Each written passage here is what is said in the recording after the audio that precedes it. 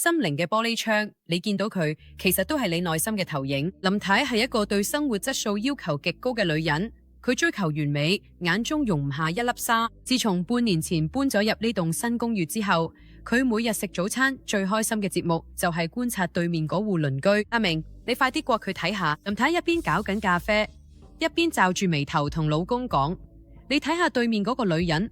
佢晾咗陽台，佢被單成堆黃色斑點，仲有嗰幾件恤衫，邊邊角角都黑晒，簡直好似咁洗過咁。呢家人真係怕醜啦，怕醜啦！住喺呢啲社區真係丟架。阿明只係抬頭望咗一眼，淡淡咁應咗聲，繼續冇咗份報紙。佢嘅情況持續咗幾個月，林太次次見到隔籬屋晾衫，都忍唔住搖頭嘆氣，甚至喺心入邊編咗成套關於嗰家人懶、唔收邊幅、生活亂晒龍嘅負面標籤。每次冇咁升降機遇到嗰位鄰居太太，都會不自覺帶住一絲鄙視同優越感，連招呼都懶得打。佢嘅眼中，嗰個鄰居就係污糟邋遢嘅代名詞。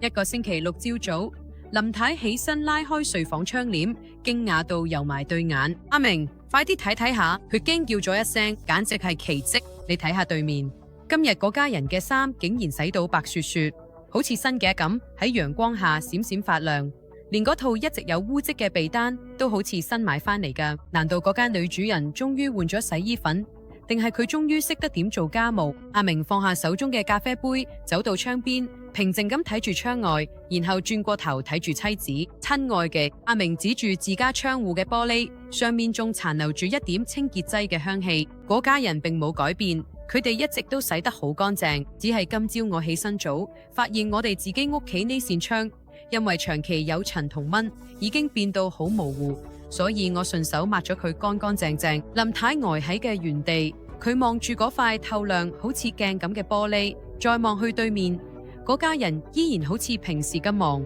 陽光咁嗰啲雪白嘅布料上跳咗跳去。佢突然間醒起，原來呢半年令佢覺得煩躁。